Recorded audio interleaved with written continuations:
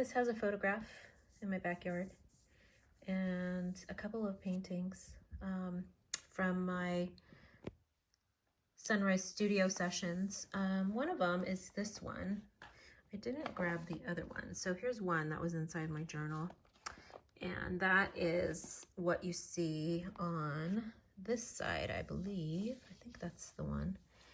Well, actually, no, that's a different one, but it's part of that series. It also, there is a palette back there, a picture of my marble slab. And then this is also a piece of the painting. We'll definitely talk more about digital layering and digital play with canvases in Procreate and Procreate Pocket. And then this one here, I'm still not too sure about this layout. A lot of times I might just end up even cutting some of these and collaging them back with other pieces.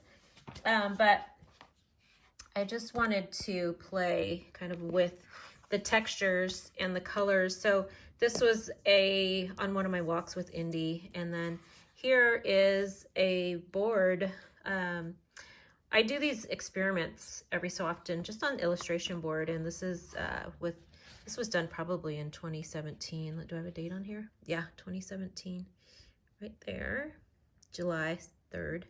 And I actually sometimes actually take notes just to remember what I did on there. But this is like soft gel gloss. It might have some heavy gel gloss. There's some texture on here. So what else did I use? Palette knife, scribbles and sgraffito with a skewer and a comb. So lots of found tools.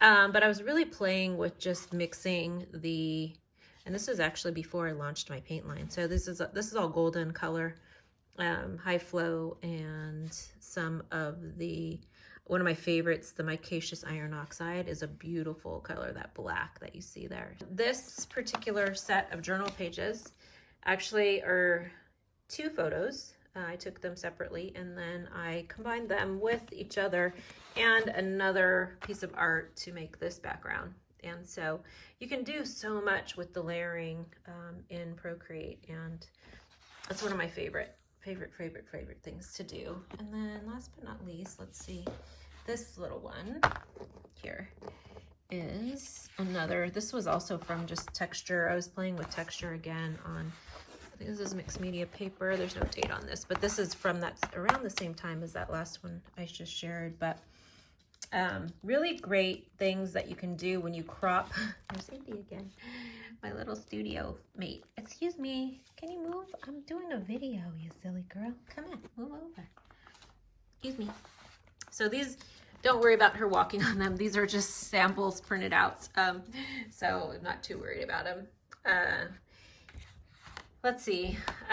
So what I wanted to say is, when you're working with your art or anything, is to take photos and crop them in different ways, because there's so much you can get just from like a little corner of your paintings. And you want to make sure when you do this that you do it in really good, take your photos in really good natural light, no flash. And if you can't go outside, or if you want to take them and you don't have studio lights, by the window is great.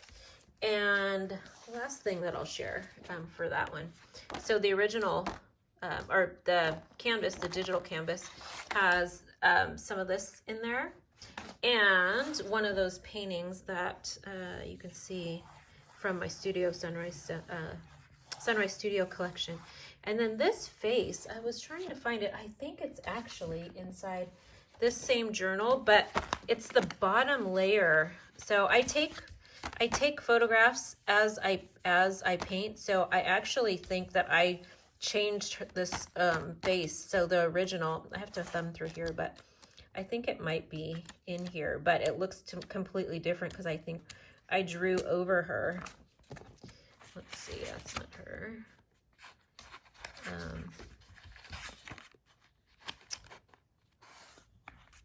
I think it might be, is it that one? I don't know. It looks like it could have been her. maybe. But I did a series of these faces. This was, some of them, they're very sad. This was in 6/27, yeah.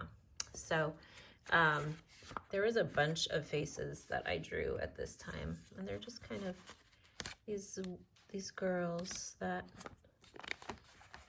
very somber.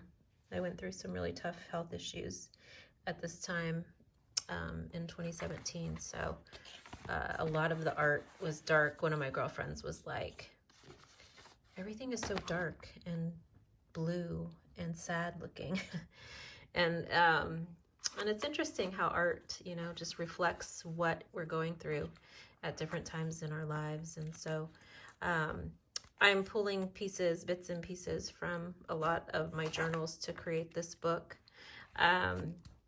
And I know that I probably mentioned it a couple times before, but so much inspiration from this process is coming from all of these books and journals that I'm revisiting. So it's been so interesting to go back and kind of remember. I don't write a lot in my journals. In these particular ones, there are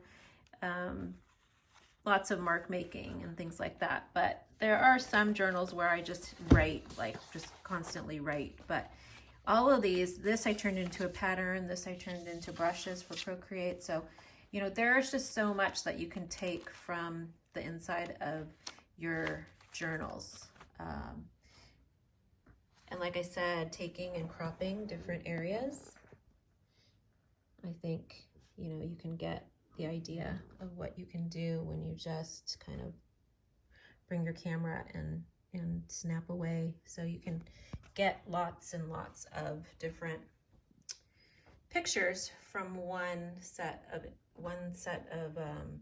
paintings and journal pages and all of that. So I hope you enjoyed that little peek into a few of those canvases, and we're going to dive in and you'll get to see how a canvas is built.